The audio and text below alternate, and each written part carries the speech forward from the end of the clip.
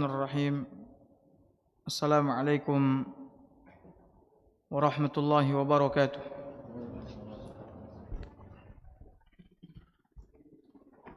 Innal hamdalillah nahmaduhu wa nasta'inuhu wa nastaghfiruh wa na'udzu billahi min shururi anfusina wa sayyiati a'malina. May yahdihillahu fala mudilla lahu wa may yudlil fala hadiya lahu. Asyhadu an la ilaha illallah wahdahu la syarika lah wa asyhadu anna Muhammadan abduhu wa rasuluh. Ya ayyuhalladzina amanu taqullaha haqqa tuqatih wa la tamutunna illa wa antum muslimun. Ya ayyuhan nasu taqu rabbakumul ladzi خلقكم من نفس واحدة وخلق منها زوجها وبث منهما رجالا كثيرا ونساء واتقوا الله الذي تساءلون به والأرحام إن الله كان عليكم رقيبا. يا أيها الذين آمنوا اتقوا الله وقولوا قولا سديدا يصلح لكم أعمالكم ويغفر لكم ذنوبكم ومن يطع الله ورسوله فقد فاز فوزا عظيما. أما بعد فإن أصدق الحديث كتاب الله وخير الهدي هدي محمد صلى الله عليه وسلم وشر الأمور محدثاتها وكل محدثة بدعة وكل بدعة ضلالة وكل ضلالة في النار. Bapak Ibu hadirin hadirat, ikhwan dan akhwat yang semoga senantiasa dirahmati oleh Allah Azza wa Jalla. Malam ini insyaallah taala kita akan mengkaji tentang bulan Muharram, karena bertepatan sekarang ini kita berada di awal bulan Muharram. Ada apa dengan bulan Muharram? Apa keutamaannya? Ya. Kemudian amalan apa yang dianjurkan di dalamnya, serta kekeliruan dan kesalahan yang dilakukan oleh sebahagian kaum muslimin di bulan ini. Bulan Muharram seperti yang sudah sama-sama kita ketahui adalah bulan pertama di dalam kalender Hijriyah, kalender Islam. Ya. Dan bulan ini memiliki keutamaan yang sangat mulia. Namun sayangnya ada sebahagian orang yang berkeyakinan bahwasannya bulan Muharram adalah bulan keramat, bulan sial, sehingga di antara mereka tidak mau menikahkan putra-putrinya di bulan ini dengan keyakinan bahwa kalau sekiranya mereka menikah, maka rumah tangga mereka tidak akan langgeng. Mereka akan menemukan kesulitan, rumah tangga mereka jauh dari sakinah, mawaddah, warahmah. Ini di antara keyakinan sebahagian orang. Belum lagi keyakinan-keyakinan yang lain, banyak kesialan, keburukan yang akan menimpa manusia di bulan ini. Ya, keyakinan ini adalah keyakinan yang batil dan keyakinan jahiliyah, di mana seorang muslim ataupun muslimah wajib membersihkan dirinya dari keyakinan seperti ini, dan ini adalah kesyirikan. Sebagaimana Nabi SAW mengatakan di dalam hadisnya yang mulia, at-tiyaratu syirkun, at-tiyaratu syirkun, at-tiyaratu syirkun. Kata Nabi SAW, menganggap sial karena datangnya ini atau melihat ini dan itu lalu kita beranggapan akan datang sial dan buruk, maka ini adalah kesyirikan. Nabi mengulang-ulangnya 3 kali. At-tiyaratu syirkun.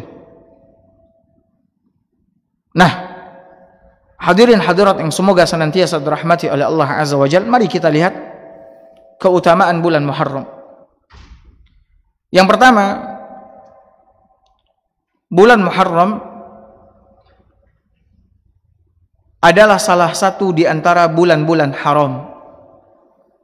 Bulan Muharram adalah salah satu di antara bulan-bulan haram. Maksud bulan-bulan haram adalah bulan-bulan yang mulia, bulan-bulan yang suci, agung dan utama. Allah Subhanahu wa taala berfirman di dalam surat At-Taubah ayat 36, kata Allah Subhanahu wa taala, "Inna iddatash syuhuri 'indallahi 12 syahra fi kitabillah yauma khalaqas samawati wal ard." Sesungguhnya kata Allah, jumlah bilangan bulan itu di sisi Allah ada 12. Jumlah bilangan bulan di sisi Allah ada 12 sebagaimana yang Allah tetapkan. Di hari Allah menciptakan langit dan bumi, Allah sudah tetapkan jumlah bilangan bulan itu ada berapa? 12.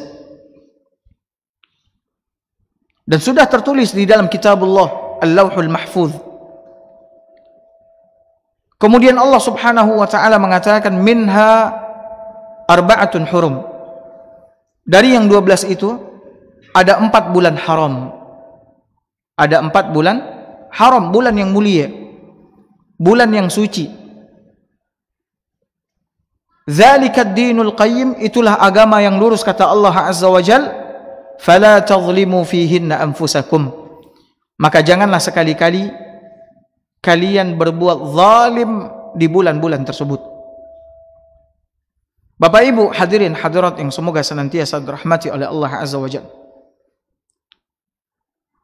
4 bulan haram itu dijelaskan oleh Nabi sallallahu alaihi wasallam di dalam hadisnya yang mulia sebagaimana yang diriwayatkan oleh Imam Al-Bukhari dan juga diriwayatkan oleh Imam Muslim.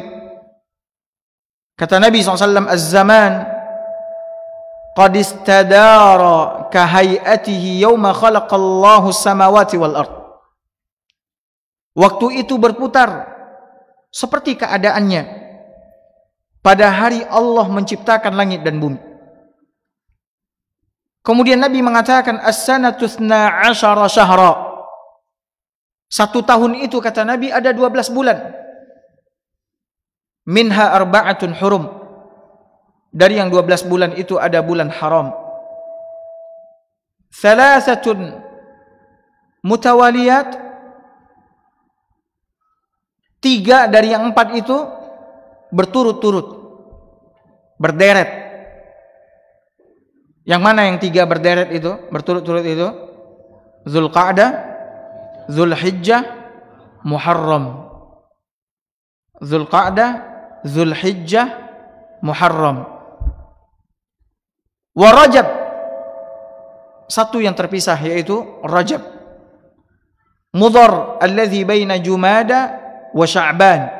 Bulan Rajab ini kata Nabi SAW adalah bulan yang mudhar, terletak di antara Jumada Ats-Tsani dan bulan Sya'ban, menjelang datangnya bulan Ramadan. Nah hadirin hadirat yang semoga senantiasa dirahmati oleh Allah Azza wa Jalla. Jadi bulan Muharram salah satu di antara bulan yang dipilih oleh Allah Subhanahu wa taala termasuk ke dalam bulan-bulan haram, bulan-bulan yang mulia, bulan-bulan yang suci. Di mana di bulan itu ya Allah Subhanahu wa taala melarang adanya peperangan di dalamnya. Tidak boleh ada peperangan di dalamnya. Dan orang-orang jahiliyah dahulunya mereka juga mengetahui ya bulan-bulan haram, sehingga mereka pun tidak berani melanggar kesucian bulan tersebut, tidak mau melakukan peperangan di bulan-bulan haram, karena itu adalah bulan yang mulia, di mana mereka memahami bahwasannya mereka juga harus menjaga kesucian bulan itu. Ya. Dan perhatikan di sini hadirin hadirat yang dimuliakan oleh Allah Azza wa Jalla. Hikmah Allah yang sangat luar biasa. Hikmah Allah yang sangat luar biasa. Di mana Allah Subhanahu wa taala menetapkan dalam setahun itu ada berapa bulan? 12 bulan. Allah buka ya tahun tersebut dengan bulan haram, yaitu bulan Muharram, dan Allah tutup dengan bulan apa? Dengan bulan haram juga, yaitu bulan apa? Zulhijjah. Jadi Allah buka tahun itu dengan bulan haram, yaitu bulan Muharram, dan juga Allah tutup dengan bulan haram, yaitu bulan apa? Zulhijjah. Ya, ini sebagaimana yang dikatakan oleh Imam Al-Hasan Al-Basri rahimahullahu taala. Beliau mengatakan, innallaha iftataha as-sanata bi syahri haram wa khatamaha bi syahri haram. Sesungguhnya Allah membuka tahun itu dengan bulan haram dan dia juga menutupnya dengan bulan haram. Falaysa syahrun fi as-sanati ba'da syahri Ramadan a'zam 'inda Allah minal Muharram.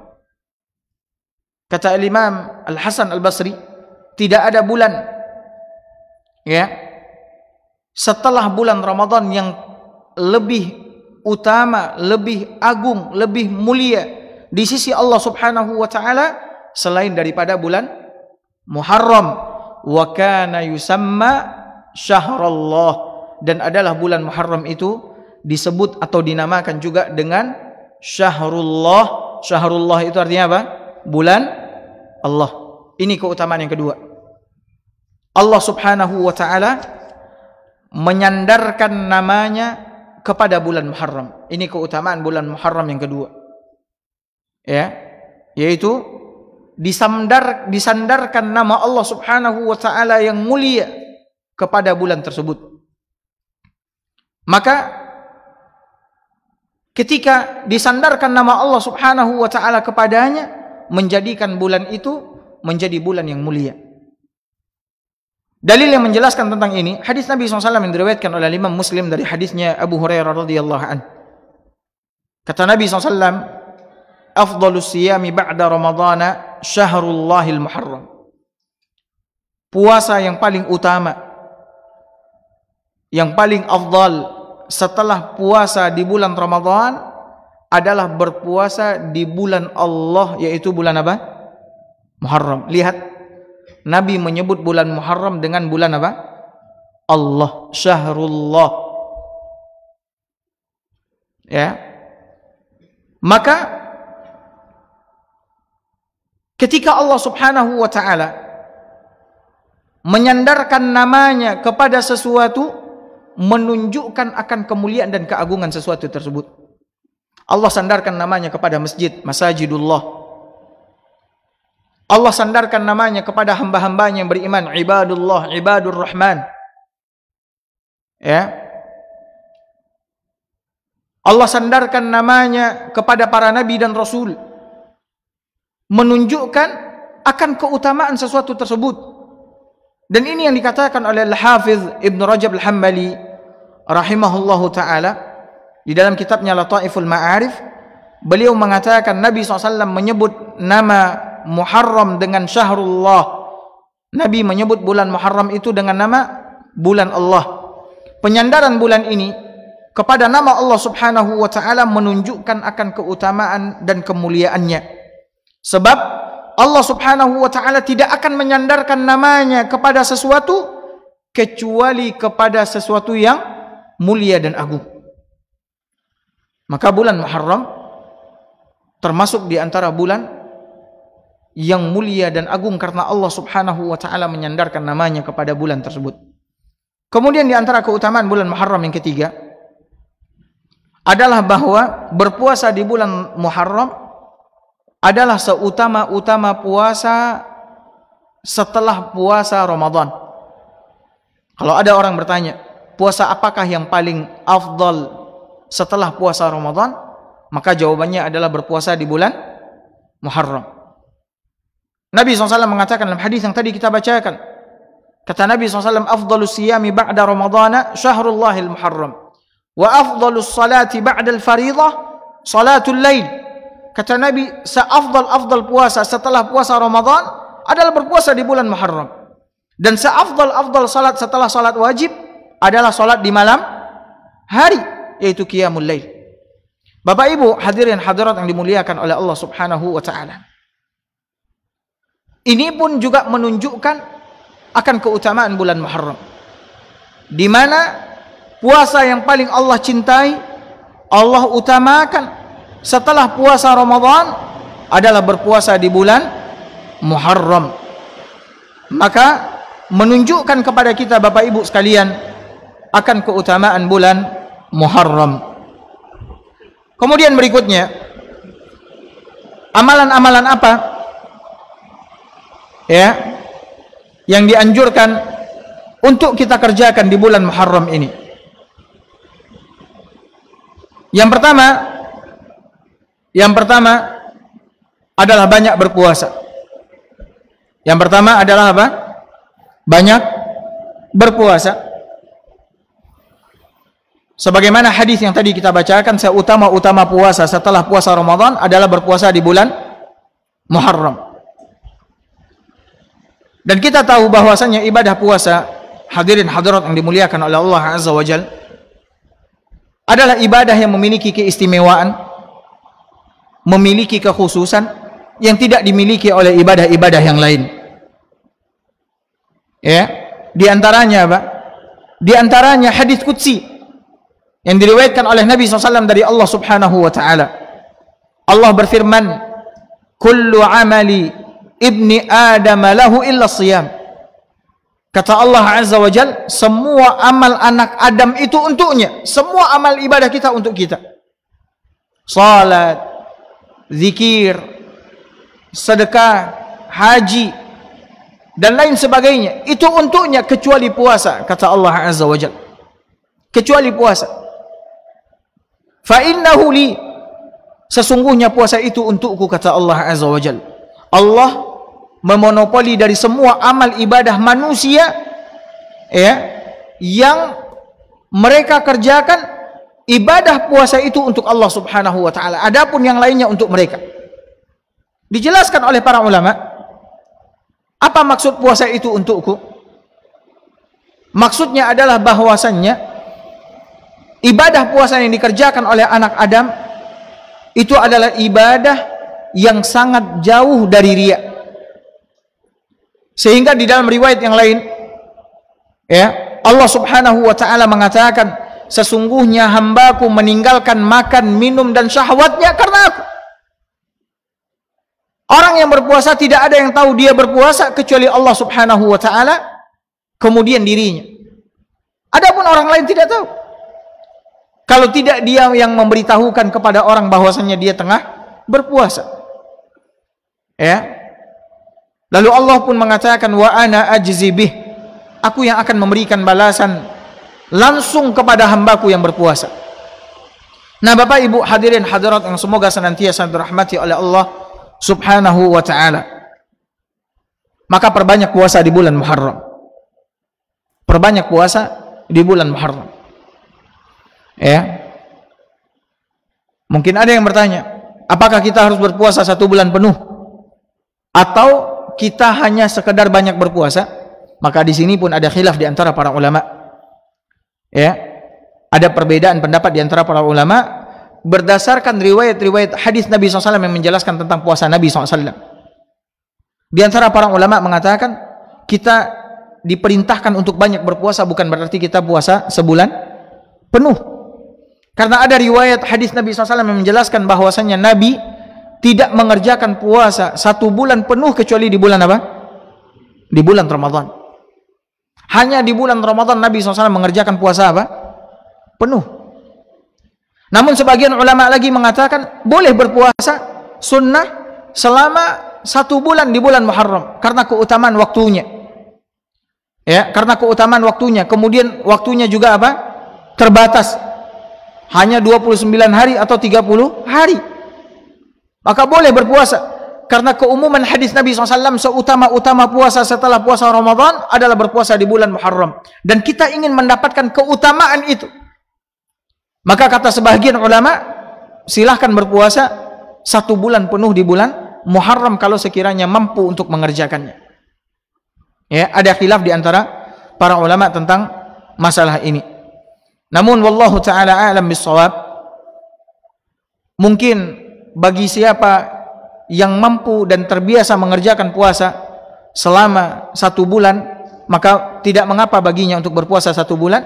Namun bagi siapa yang tidak, maka silahkan memperbanyak puasa di bulan Muharram ini. Kemudian amalan yang kedua, yang ada nas dan keterangannya dari Nabi SAW, ya, mengenai amalan di bulan Muharram adalah berpuasa pada tanggal 9 dan 10 Muharram. Berpuasa pada tanggal 9 dan 10 Muharram. Atau yang kita kenal dengan istilah puasa apa? Asyura. Asyura itu di tanggal 10, kemudian tanggal 9 kita berpuasa untuk menyelisihi orang-orang Yahudi dan Nasrani. Disebutkan dalam hadis yang diriwayatkan oleh Imam Abu Dawud, Muslim dan lain-lainnya, ketika Nabi SAW berpuasa pada tanggal 10, ya, puasa Asyura, dan Nabi pun memerintahkan kepada para sahabat untuk berpuasa. Bahkan sebelum turunnya kewajiban puasa Ramadan, puasa yang diwajibkan oleh Allah Subhanahu wa taala adalah puasa Asyura. Sehingga para sahabat Nabi SAW semuanya berpuasa pada tanggal 10 Muharram. Ketika Nabi SAW berpuasa dan memerintahkan sahabatnya juga berpuasa, para sahabat Nabi SAW mengatakan kepada Nabi, "Ya Rasulullah, innahu yaumun tu'azzimuhul yahudu wan nasara." Tanggal 10 ini ya Rasulullah, atau hari 10 Muharram ini ya Rasulullah, itu adalah hari yang diagungkan dan dimuliakan oleh orang-orang Yahudi dan Nasrani. Artinya apa? Mereka juga berpuasa di hari itu. Karena itu adalah hari yang mulia. Hari di mana Allah Subhanahu wa taala menyelamatkan Musa dan orang-orang Yahudi dan Bani Israel dari kejaran Firaun dan bala tentaranya. Sehingga mereka berpuasa pada hari itu. Lalu Nabi SAW mengatakan, فَإِذَا كَانَ الْعَامُ الْمُقْبِلِ إِنْشَاءَ سُمْنَا الْيَوْمَ التَّاسِعِ. Kalau kita menjumpai tahun depan, bertemu lagi dengan bulan Muharram insyaallah, maka kita akan berpuasa pada tanggal 9. Kalau kita bertemu lagi dengan bulan Muharram tahun depan, maka kita akan berpuasa pada tanggal 9. Falam ya'ti al-'amul muqbil hatta tuwfiya Rasulullah sallallahu alaihi wasallam. Belum lagi sampai tahun depan, ternyata Nabi sallallahu alaihi wasallam telah meninggal dunia.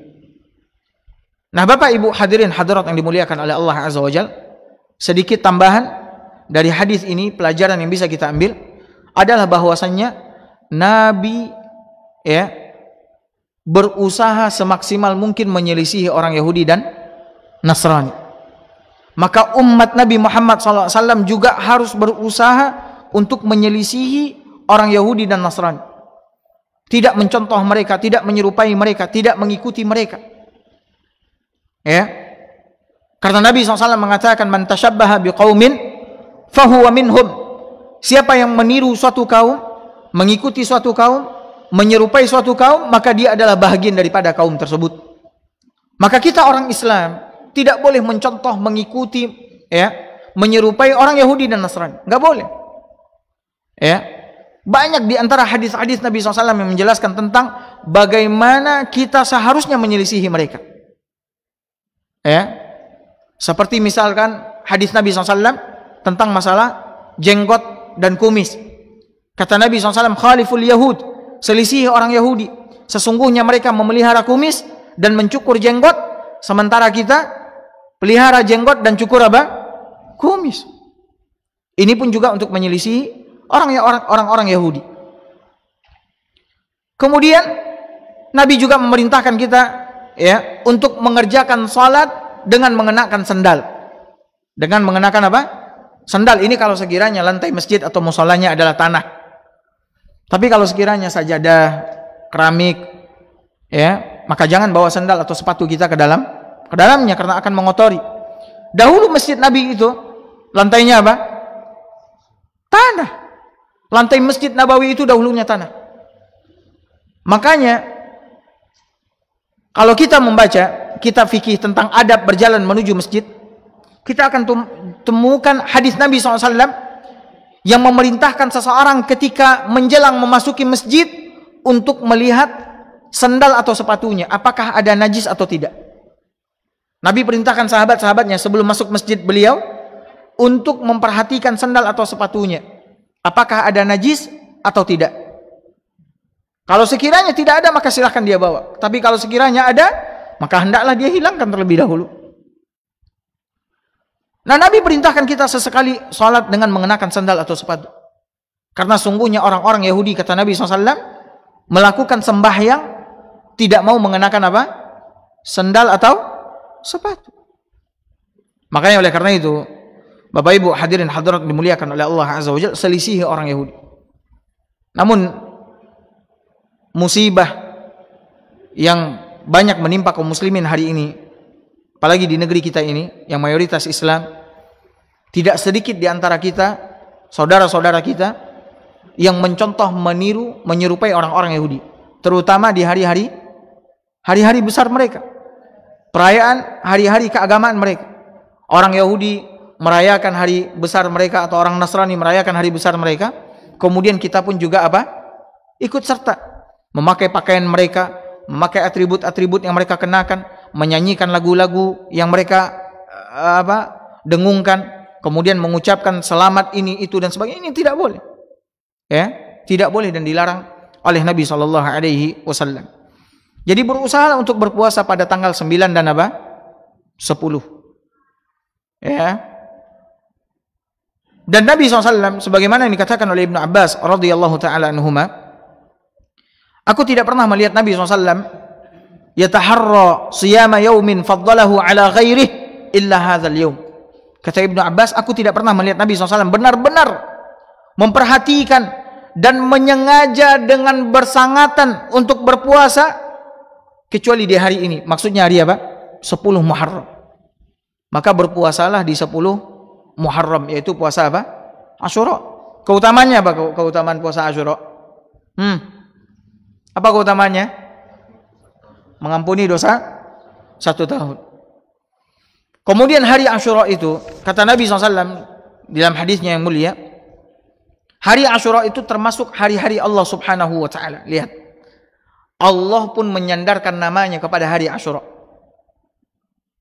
Ya. Kata Nabi SAW dalam hadis yang diriwayatkan oleh Imam Ahmad, juga diriwayatkan oleh imam-imam lainnya, Muslim, Abu Dawud. Kata Nabi, inna Asyura min ayyamillah, sesungguhnya Asyura itu yaumun min ayyamillah, hari di antara hari-hari Allah Subhanahu wa taala. Artinya hari Asyura adalah hari yang mulia. Faman syaa'a shamah wa man syaa'a tarakah. Maka siapa yang mau berpuasa, silakan dia berpuasa di hari tersebut. Siapa yang mau berbuka, maka silahkan berbuka di hari tersebut. Ini pun juga menunjukkan bahwasanya puasa Asyura adalah puasa sunnah, bukan wajib. Kemudian di antara amalan berikutnya yang harus kita perhatikan di bulan Muharram ini, Bapak Ibu hadirin hadirat yang semoga senantiasa dirahmati oleh Allah Subhanahu wa taala, hendaklah kita berusaha menjauhi segala macam bentuk kezaliman, ya, dan meningkatkan ketaatan kepada Allah Subhanahu wa taala. Hendaklah kita meningkatkan kewaspadaan kita, kehati-hatian kita, agar jangan sampai melakukan kezaliman di bulan tersebut dan meningkatkan ketaatan. Kenapa? Karena bulan Muharram adalah bulan haram. Dan Allah Subhanahu wa taala di dalam ayat yang tadi kita bacakan mengatakan apa? Fala tazlimu fihinna anfusakum. Jangan sekali-kali kalian melakukan kezaliman di bulan-bulan haram tersebut. Oh, kalau begitu Ustaz, di luar bulan-bulan haram kita boleh berbuat zalim? Boleh atau tidak? Tidak. Kenapa Allah Subhanahu wa taala melarang kita berbuat zalim di bulan-bulan tersebut? Maknanya adalah bahwa kezaliman di bulan-bulan haram itu dosanya lebih besar daripada kezaliman yang dikerjakan di luar bulan haram.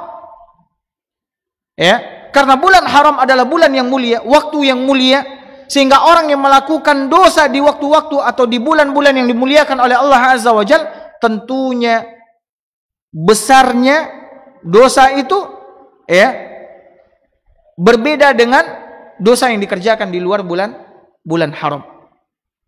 Maka jangan berbuat zalim. Jangan berbuat zalim. Zalim itu artinya apa zalim? Apa arti zalim? Iya, meletakkan sesuatu tidak pada tempatnya atau melanggar batasan-batasan syariat agama. Ini zalim. Ya. Seseorang yang mengambil harta orang lain zalim atau tidak? Zalim.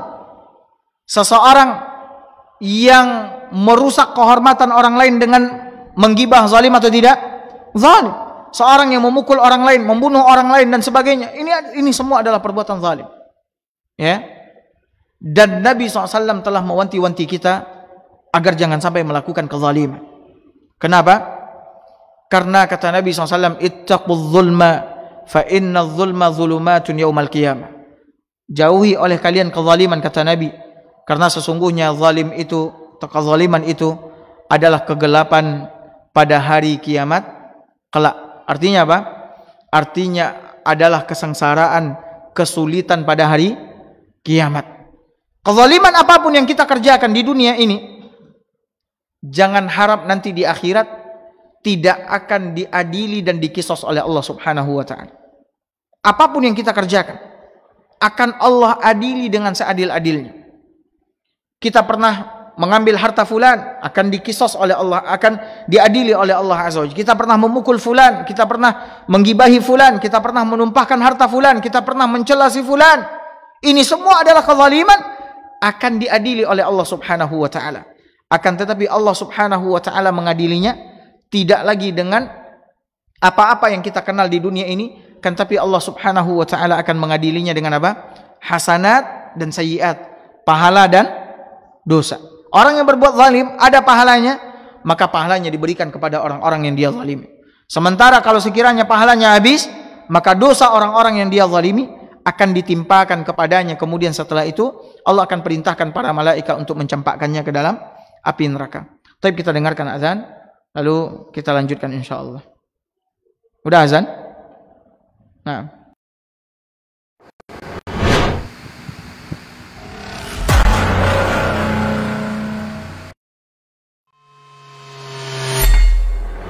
Di para sahabat itu, kaum muslimin, yang terbayang bagi mereka itu adalah infak.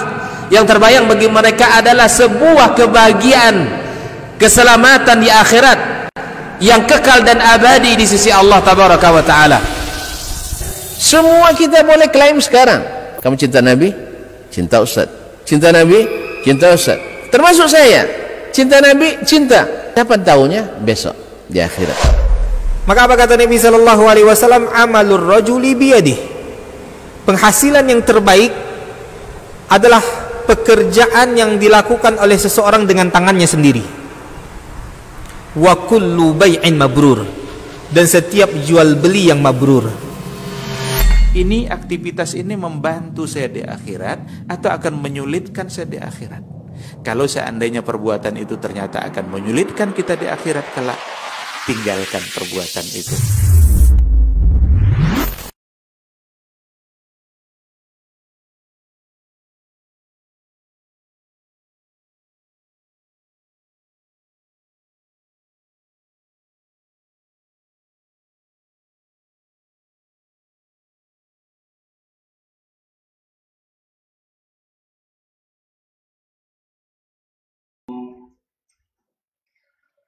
أشهد أن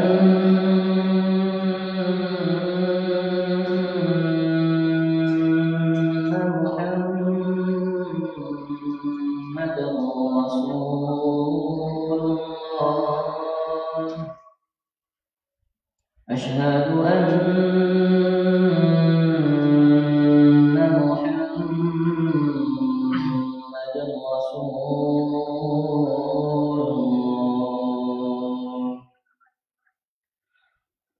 حي على الصلاة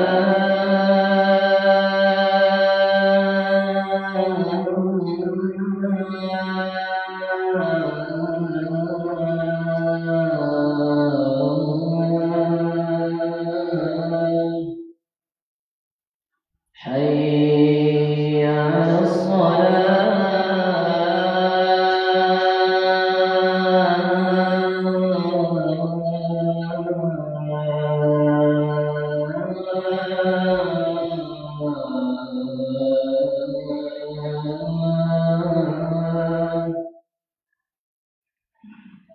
حي على الفلاح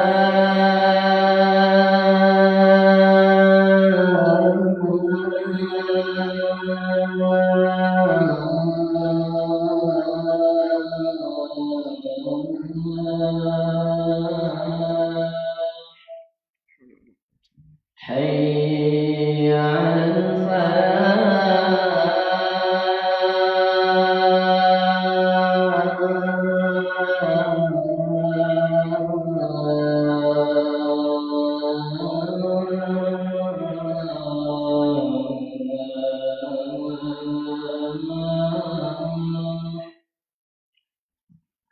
الله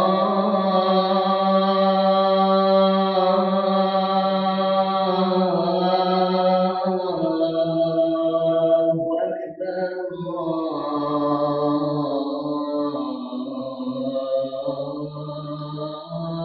الله أكبر لا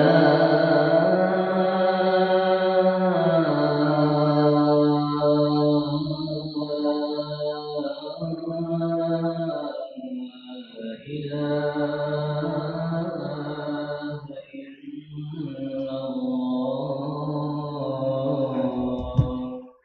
La ilaha illallah. Allahumma rabbi alaik.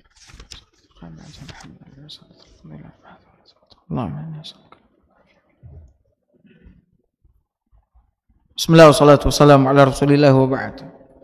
Taib hadirin hadirat yang semoga senantiasa dirahmati oleh Allah Azza wa Jalla. Selanjutnya kita akan melihat amalan-amalan yang menyimpang ya, atau kesalahan-kesalahan yang dilakukan oleh sebahagian kaum muslimin di bulan Muharram ini. Yang pertama, keyakinan bahwasannya bulan Muharram adalah bulan keramat. Keyakinan bahwasannya bulan Muharram adalah bulan apa? Keramat. Ini adalah keyakinan yang batil. Keyakinan jahiliyah. Dan tidak boleh diyakini oleh setiap muslim dan muslimah. Ya.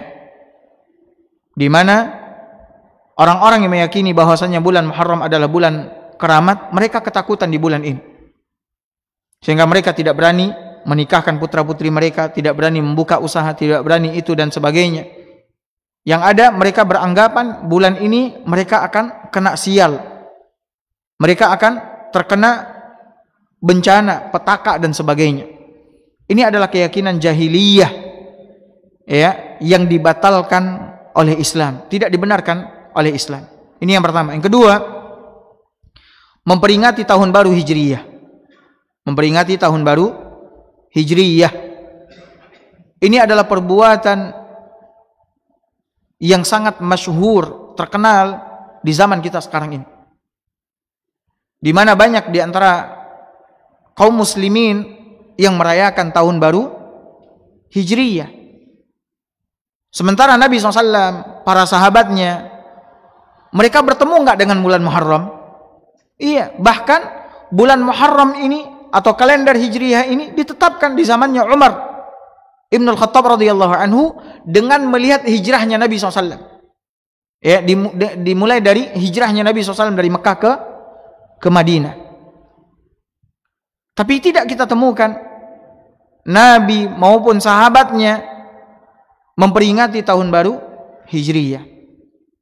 Berkumpul-kumpul, bergembira, bersorak-sorai, pesta, masak ini, makan ini, itu dan sebagainya. Padahal seharusnya ketika berganti tahun, seharusnya dia sedih. Seharusnya dia introspeksi diri, memuhasabah diri. Kenapa? Karena berganti tahun adalah tanda bahwasannya jatah usianya sudah apa? Berkurang. Dan dia pun sudah dekat dengan liang lahat. Allah katakan dalam surat Yasin, Kata Allah Azza wa Jalla, "Wa man nu'ammirhu nunakkishu fil khalq. Afala ya'qilun?" Siapa yang kami panjangkan usianya, kata Allah Azza wa Jalla, siapa yang kami panjangkan usianya, kami kembalikan, niscaya kami kembalikan dia ke awal mula penciptaannya. Awal mula penciptaan kita apa? Ada atau tiada? Ada atau tiada? Tidak ada. Kita ini awalnya nggak ada, kemudian diadakan oleh Allah Azza wa Jalla. Maka orang yang panjang usianya, bertemu pergantian tahun, hakikatnya dia sudah semakin dekat dengan awal mula penciptaannya, yaitu apa? Kematian. Seharusnya dia tidak bergembira, tidak berbahagia. Ya. Nah, ini diantara kekeliruan yang dilakukan oleh sebahagian kaum muslimin merayakan tahun baru Hijriyah. Kemudian yang ketiga, menghidupkan malam pertama bulan Muharram secara khusus dengan beribadah. Ya, menghidupkan malam pertama bulan Muharram secara khusus dengan ibadah, entah salat, entah zikir, entah doa, ya. Ini nggak ada contohnya dan nggak ada dasarnya dari Nabi SAW. Bahkan kalaupun ada dasarnya, hadisnya dhaif, lemah, bahkan maudhu' kata para ulama. Makanya kita tidak boleh menghidupkan malam pertama bulan Muharram itu secara khusus dengan ibadah. Nggak pernah mengerjakan qiyamul lail, tiba-tiba qiyamul lail di awal malam bulan Muharram. Nggak pernah doa, nggak pernah zikir, tiba-tiba dia kerjakan itu secara khusus. Nggak ada. Yang ada sunnahnya dari Nabi SAW apa? Ketika kita melihat hilal sebagai pertanda datangnya bulan baru, kita berdoa kepada Allah Subhanahu wa Ta'ala. Allahumma ahillahu alaina bil yumni wal iman. Ya Allah, masukkanlah kami kepada bulan yang baru ini, ya, dengan kebaikan darimu, dengan taufik, dengan keimanan, dengan ini, itu, dan sebagainya. Kita berdoa kebaikan, meminta kebaikan kepada Allah ketika Allah Subhanahu wa Ta'ala memasukkan kita kepada bulan yang baru. Ini yang ada sunnahnya. Ya. Kemudian berikutnya, puasa awal tahun baru Hijriyah. Berpuasa di awal tahun baru Hijriyah. Ini pun adalah perkara yang diada-adakan di dalam agama, tidak ada dasarnya dari Nabi SAW. Kemudian doa awal dan akhir tahun. Berdoa di awal tahun dan akhir tahun. Ya, ini tidak ada. Yang ada tadi doa apa? Doa di awal bulan. Setiap pergantian bulan kita berdoa kepada Allah Subhanahu wa Ta'ala. Makanya Syekh Bakar Abu Zaid rahimahullahu ta'ala pernah berkata di dalam kitab beliau Tashihud Du'a, beliau mengatakan tidak ada satupun doa atau zikir dalam syariat ini untuk awal tahun, nggak ada. Baik hari pertama maupun malam pertama bulan Muharram.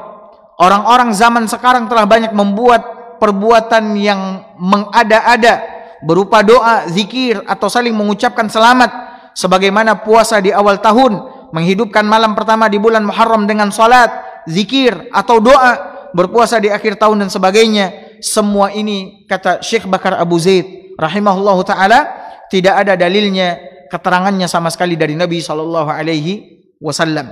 Kemudian yang keenam, salat Asyura. Salat Asyura. Banyak orang yang mengkhususkan hari Asyura dengan mengerjakan apa? Salat Asyura. Apa itu salat Asyura? Salat yang dikerjakan antara waktu zuhur dan waktu asar. Jumlahnya ada 4 rakaat. Kemudian di setiap rakaat dia membaca Al-Fatihah. Kemudian setelah itu membaca ayat kursi 10 kali. Kemudian Al-Ikhlas 10 kali, Al-Falaq 10 kali, An-Nas 10 kali. Ini hadisnya maudhu', palsu, yang menjelaskan tentang sholat ini. Ya, ada sebagian orang yang mengkhususkan hari Asyura dengan mengerjakan apa? Sholat. Kemudian yang ketujuh, doa hari Asyura. Doa hari Asyura, di mana ada sebuah riwayat yang mengatakan barang siapa yang mengucapkan hasbiyallahu wa ni'mal wakilin nasir sebanyak 70 kali di hari Asyura, maka dia akan terjaga dari segala macam keburukan di hari itu. Riwayat yang menjelaskan tentang ini tidak ada asalnya dari Nabi SAW, dan juga tidak ada asalnya dari para sahabat Nabi SAW. Berarti riwayat ini adalah apa? maudhu', palsu. Ya, maka tidak ada doa khusus di hari Asyura. Kemudian memperingati wafatnya Al-Husain bin Ali, cucunya Nabi SAW, sebagaimana yang dilakukan oleh kaum Syiah setiap tahun. Mereka memperingati kematian Al-Husain bin Ali. Ya, Al-Husain bin Ali, mereka peringati dengan mengenakan pakaian hitam, kemudian mereka keluar dari rumah mereka, turun ke jalan. Ya. Lalu apa yang mereka lakukan? Mereka memukul-mukul diri, melukai diri. Itu kita bisa lihat di YouTube. Bagaimana orang-orang Syiah melukai-lukai diri mereka di hari Asyura tersebut, dalam rangka memperingati wafatnya siapa? Al-Husain bin Ali, cucunya Rasulullah sallallahu alaihi wasallam.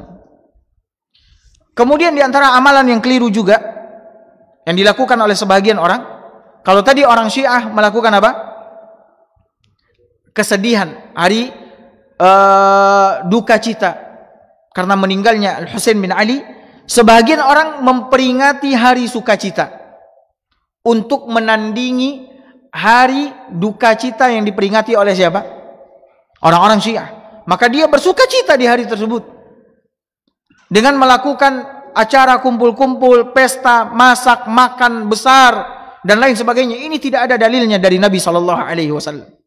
Tidak ada contohnya dari para sahabat Nabi sallallahu alaihi wasallam. Kemudian yang terakhir, berbagai macam ritual dan adat yang dilakukan di negeri kita ini. Ya. Berbagai macam ritual dan adat yang dilakukan di negeri kita ini yang menyelisihi syariat agama Allah Subhanahu wa taala. Yang pertama apa? Ngelap berkah. Yang pertama ngelap berkah. Di mana sebahagian kaum muslimin di bulan Muharram ini mereka melakukan ritual ngalap berkah dari benda-benda yang mereka yakini keramat, seperti keris, tombak, kain, bahkan kuburan, ya, yang mereka keramatkan. Mereka ngelap. Tujuannya apa? Untuk mendapatkan apa? Keberkahan. Sementara keberkahan itu ada di sisi apa? Allah Subhanahu wa taala. Bahkan ada yang mencari keberkahan dari kotoran hewan. Ada atau tidak? Ada. Dari kotoran hewan. Ketika hewan itu mengeluarkan kotorannya, berebut mereka mengambil kotoran tersebut untuk mereka lapkan kemana? Tubuh mereka, pakaian mereka, rumah mereka, dan seterusnya. Dengan keyakinan bahwasannya kotoran ini akan membawa apa? Keberkahan. Taib, masukkah di akal kita? Tidak. Ya. Ini yang pertama. Yang kedua, acara ritual buang sial yang disebut oleh sebagian orang-orang di Jawa dengan istilah acara ruwatan. Ya. Dilakukan acara buang sial, entah dengan mendatangkan seorang guru, entah dengan melakukan acara mandi bunga kembang, atau melakukan ini itu dan sebagainya. Tujuannya apa? Untuk buang apa? Sial. Subhanallah. Untuk buang sial. Dan ini adalah kesyirikan, Bapak Ibu sekalian. Sebagaimana yang Nabi SAW katakan, at-tiyaratu syirk, at-tiyaratu syirk, at-tiyaratu syirk. Menganggap sial adalah kesyirikan, menganggap sial adalah kesyirikan, menganggap sial adalah kesyirikan. Taib, mungkin cukup sampai di sini. Semoga apa yang kita sampaikan ini bermanfaat untuk kita semua, terutama bagi kami yang menyampaikan. Sallallahu ala nabiyina Muhammad wa ala alihi wa sahbihi wasallam. Assalamualaikum warahmatullahi wabarakatuh.